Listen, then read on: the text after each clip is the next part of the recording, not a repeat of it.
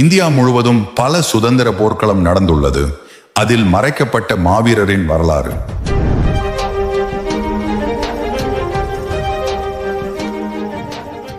உயிரில் கலந்த போர், உயிரை விட பெரியதாக இருந்த நட்பு. அப்பேற்பட்ட வரலாறு தான் தென் தமிழகத்தில் போர்க்களத்தில் நடுவில் நடுக்கல்லாக மாறிய மாவீரனின் வரலாறு, பெரிய காலாடியின் வரலாறு.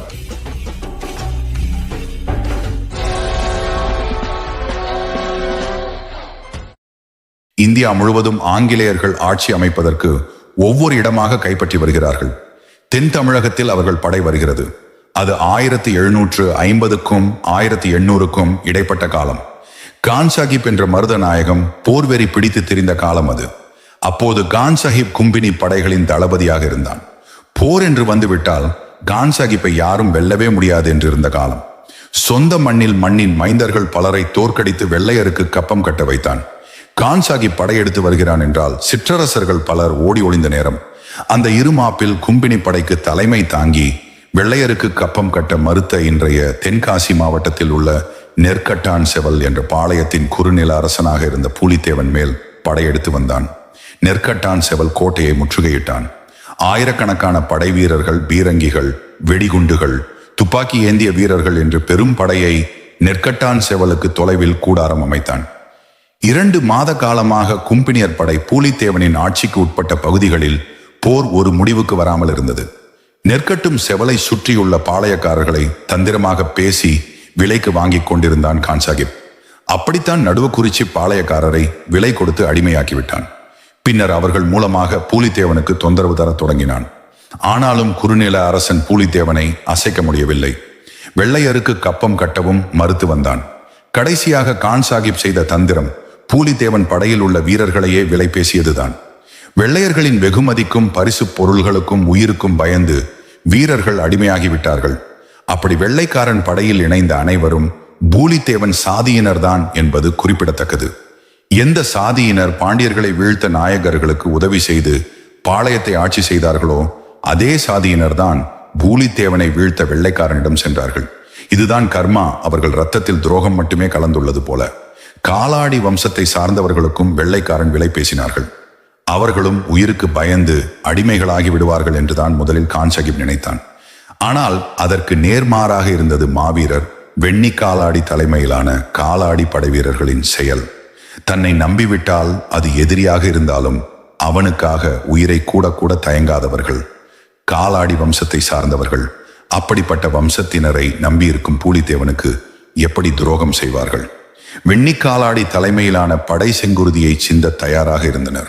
தளபதி பெரிய காலாடிக்கு கும்பினியரின் ஆள் பிடிக்கும் செயல் கோபத்தை ஊட்டியது. இதை முளையிலேயே கிள்ளி எறிய நினைத்தார். சந்தர்ப்பத்திற்காக காத்திருந்தார் மாவீரர் வெண்ணிக்காலாடி. 2 மாதமாக போர் தொடுத்தும் பூலித்தேவனை வெல்ல முடியாமல் போனது. பூலித்தேவனுக்கு முன்பாக பெரிய அரண் போல இருந்தார் மாவீரர் வெண்ணிக்காலாடி. கான் சாஹிப் இம்முறை பெரிய படையை திரட்டி இரவோடு இரவாக காடுகளில் பதுங்கியிருந்தார்கள். இது ஒற்றவர்கள் மூலம் போர்ப்படையின் உண்மையான தலைவன் வெண்ணிக்காலாடிக்கு தகவல் வருகிறது. உடனே தன்னுடன் காலாடி படை வீரர்களின் சிறிய படையை அழைத்து கொண்டு செல்கிறார். செல்லும் போது பெரிய காலாடி என்ற வெண்ணிக்காலாடி அருகில் இருந்த சின்னமலை காலாடியிடம் பூலித்தேவனுக்கு தகவல் கொடுத்துவிடு என்று சொல்லிவிட்டு கிளம்புகிறார். சின்ன காலாடி என்ற சின்னமலை காலாடி என்பவர் வெண்ணிக்காலாடி சகோதரர் ஆவார். சின்னமலை காலாடி பூலித்தேவனிடம் தகவலை கூறுவதற்கு செல்கிறார்.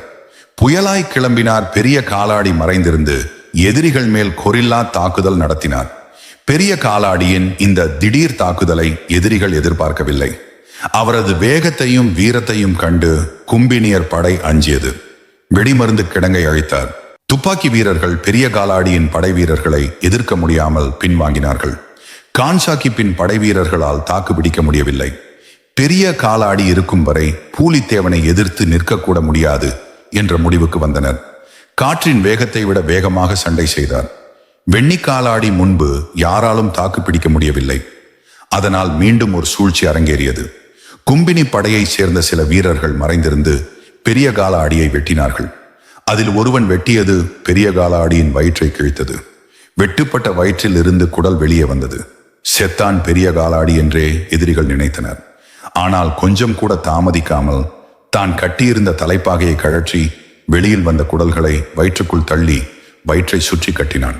வெட்டிய வலி, கொட்டும் ரத்தம், எதை பற்றியும் கவலைப்படவில்லை மாவீரன் பெரிய காலாடி. சம்காரம் செய்ய புறப்பட்ட முருகனை போல் மீண்டும் வாளை சுழற்றினான். எதிரிகளின் தலைகளை சீவி எறிந்தான். இம்முறை அவனது மூர்க்கத்தனத்தைக் கண்டு கான் சாகிப்பின் கும்பினி படை வீரர்கள் பயத்தில் நடுங்கினார்கள். வெண்ணி காலாடியின் வாளுக்கு இரையாகி விடுவோமோ என்று நடுங்கி புறமுதுகிட்டு ஓடினர். வெற்றி வாகை சூடினார் பெரிய காலாடி.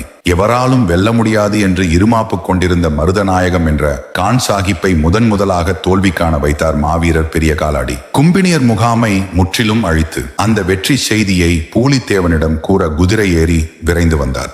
வெற்றி செய்தியை மாவீரன் பூலித்தேவனிடம் வந்து கூறிக்கொண்டிருந்தார். அவர் வயிற்றில் இருந்து செங்குருதி வழிந்து வந்ததைக் கண்டு துணுக்குற்றான் பூலித்தேவன். அவனை அப்படியே வாரி அணைத்துக் கொண்டான். தன் கடைசி சொட்டு குருதியையும் வடித்து பூலித்தேவனை செந்நிறமாக்கி வீரமரணம் அடைந்தார் மாவீரர் வெண்ணி காலாடி என்ற பெரிய காலாடி. தனது மனைவி இறக்கும் போது கூட ஒரு சொட்டு கண்ணீர் கூட விடாமல் கம்பீரமாக இருந்தார் பூலித்தேவன். யாருக்காகவும் கண்ணீர் விடாத பூலித்தேவன் தனது மடியில் நண்பனின் வீர மரணம் அடைந்தை தாங்கிக் கொள்ள முடியாமல் முதலில் கண்ணீர் விட்டு அழுகிறார் என்று வரலாறு சொல்லுகிறது. அந்த இடமே அமைதியாக இருக்கிறது. சின்னமலை காலாடியார் அண்ணனின் வீர மரணத்தை பார்த்து மனம் நொடிந்திருக்கிறார். பூலித்தேவன் கண்ணீருடன் மாவீரர் வெண்ணி காலாடிக்கு சிந்து பாடலை பாடி தன்னுடைய சோகத்தை வெளிப்படுத்துகிறார். அவரது வீரத்தை பாராட்டி அவருக்கு வீரக்கல் நட்டு பெருமைப்படுத்தினான் பூலித்தேவன். எந்த இடத்தில் மருதநாயகம் என்ற கான்சாகி படையை போரிட்டு வென்றரோ அதே இடத்தில் காலாடி மேடு என்று பெயரிட்டு சரித்திரத்தில் இடம்பெறச் செய்தார். நண்பனுக்காக உயிரை துச்சமாக நினைத்து இந்த பூமிக்காக குருதி சிந்தி இந்த பூமியையே செம்மண்ணாக்கி வீர மரணம் எய்திய வெண்ணி காலாடியை பற்றி பூலித்தேவன் சிந்து பாடல்.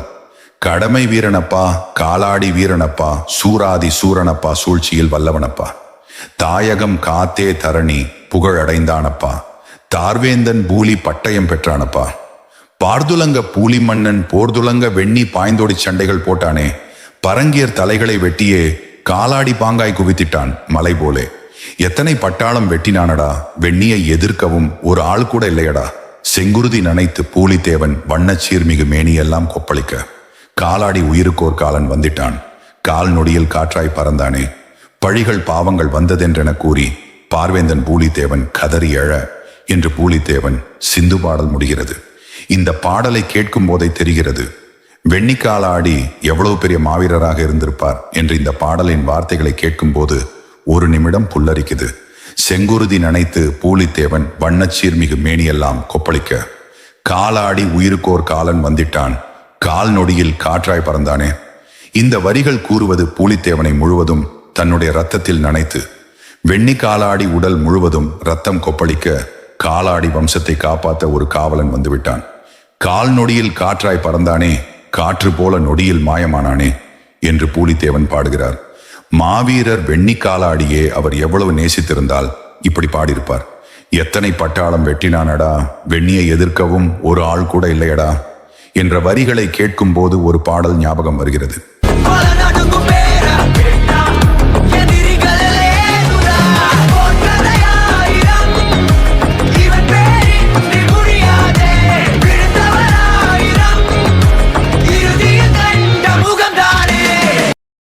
போர்ப்படை 1000 இவன் பேரின்றி முடியாதே, வீழ்ந்தவர் 1000 இறுதியில் கண்ட முகம்தானே. இந்த பாடலுக்கு தகுதியான ஒரே ஒரு மாவீரர், அது வெண்ணி காலாடியார் மட்டுமே. கணக்கில் அடங்காத அளவிற்கு படைகளை வெட்டி வீழ்த்தினார்.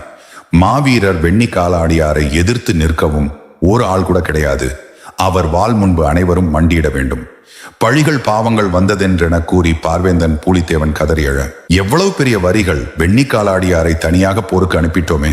மாவீரர் வெண்ணி காலாடியார் மரணத்திற்கு காரணம் நான் தான் பாவம் செய்து விட்டேன் என்று பூலித்தேவன் கதறி அழுகிறார். இது வல்லவா நட்பு காவியமாக இந்த மண்ணில் போற்றப்பட வேண்டும். இது போன்ற ஒரு நட்பிற்கு எடுத்துக்காட்டு வேறொன்று உள்ளதா? எப்பேற்பட்ட வரலாற்றை கொண்டவராக வாழ்ந்த மாவீரர் வெண்ணி காலாடியாரை மறந்து வாழ்ந்திருக்கிறோம் என்னும் போது வேதனையாக உள்ளது. வரும் தலைமுறைக்கு மாவீரர் வெண்ணி காலாடி வரலாற்றை கொண்டு செல்லுவோம். காலத்தால் அழியாத நட்பின் காவியமாக வெண்ணி காலாடியார் வரலாறு காலத்தை தாண்டியும் நிலைத்து நிற்கும். அந்த கல்லுல